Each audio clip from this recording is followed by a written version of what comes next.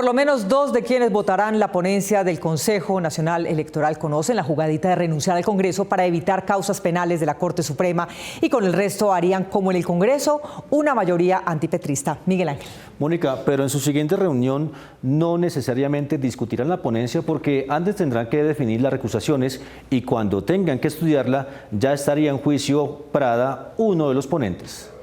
Conocida la ponencia del Consejo Nacional Electoral que advierte violación de los topes de la campaña Petro Presidente, los 8 magistrados que actualmente conforman la sala plena de ese organismo deberán votar si aprueban o no la apertura de investigación contra Gustavo Petro y el entonces gerente de campaña Ricardo Roa, actual presidente de Ecopetrol, que piden los investigadores. ¡Me llamo Gustavo Petro! Los magistrados del CNE, que fueron elegidos por el Congreso de la República hace casi 2 años, tienen un origen político definido. No se ven pruebas por ningún lado. Álvaro Hernán Prada, uno de los ponentes de la investigación, fue recusado y denunciado por sus posturas políticas contra Petro. Llegó al CNE postulado por el Centro Democrático cuando renunció a su curul como representante para evadir el juicio que tiene pendiente en la Corte Suprema por presunta manipulación de testigos a favor de su líder Álvaro Uribe. La maniobra que le permitió a Uribe evadir a la Corte no le funcionó a Prada. Y siempre... Benjamín Ortiz, quien es su compañero en la ponencia, fue postulado por el Partido Liberal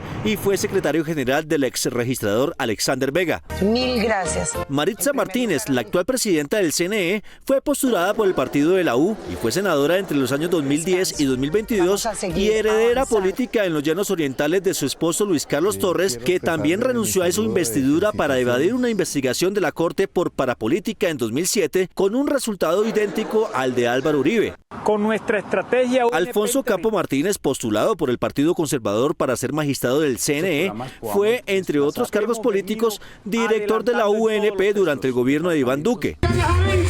El magistrado César Lorduy, de origen barranquillero, fue postulado por el Partido Cambio Radical y es aliado del Clan Char para sus aspiraciones políticas que lo llevó a ser representante de la Cámara en la pasada legislatura. También conforman el CNE las magistradas postuladas por el Pacto Histórico, Alba Lucía Velázquez y Fabiola Márquez. Esta última fue la primera mujer presidenta de ese organismo y sería la más cercana al petrismo.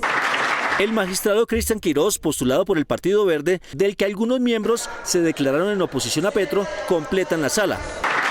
Aunque el Consejo Nacional Electoral por ley está conformado por 9 togados, tiene 8 porque Altus Vaquero del Partido Liberal fue suspendido el año pasado por el Consejo de Estado en un proceso de nulidad por irregularidades en su hoja de vida. En todo caso, las primeras discusiones sobre la campaña de Petro en la sala plena del CNE se darían en 2 semanas, donde se definirían las recusaciones contra Prada y su suerte judicial en la Corte Suprema de Justicia.